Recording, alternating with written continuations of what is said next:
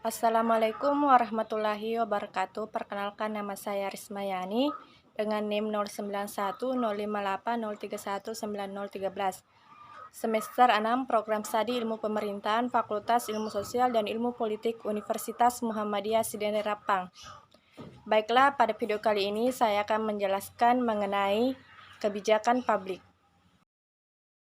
Nah, pada pokok pembahasan kali ini yang pertama pengertian kebijakan publik, yang kedua dampak positif dan negatif kebijakan publik, tiga alasan kenapa kita harus peduli kebijakan publik, dan yang keempat tantangan yang mendasari kenapa tim polisi lahir dan membawa intervensi tiga tingkat.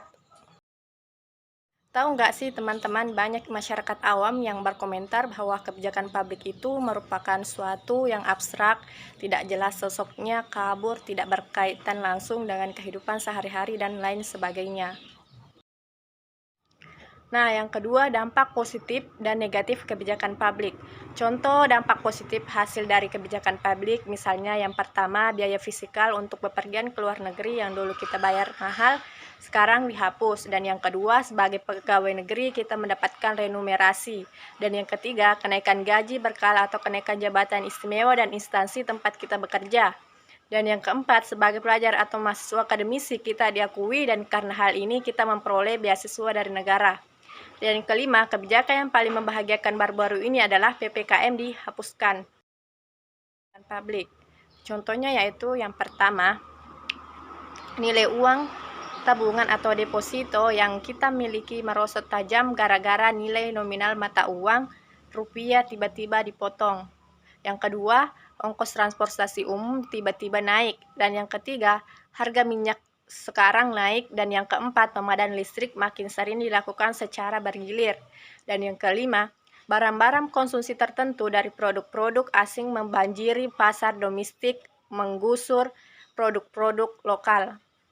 Dan yang keenam, pelajar dan mahasiswa tidak lagi bebas berunjuk rasa di depan Istana Presiden. Dan yang ketujuh, untuk dapat bertahan di karir akademisinya, para guru dan dosen harus lolos sertifikasi. Nah, pembahasan ketiga, alasan kenapa kita harus peduli kebijakan publik. Yang pertama, kebijakan publik mempengaruhi kehidupan sehari-hari, di mana mulai dari langit yang kotor karena polusi, tarik ojek online, tagihan listrik, sampai penggunaan media sosial, semuanya diatur oleh kebijakan publik. Yang kedua, kita punya hak dan kepentingan untuk memastikan kebijakan publik bekerja untuk kita dan bukan kepentingan politik atau ekonomi tertentu. Sebagai negara demokrasi, kita punya hak untuk memilih dan memastikan bahwa pemerintah memprioritaskan kesejahteraan kita dan membuat keputusan terbaik untuk rakyatnya.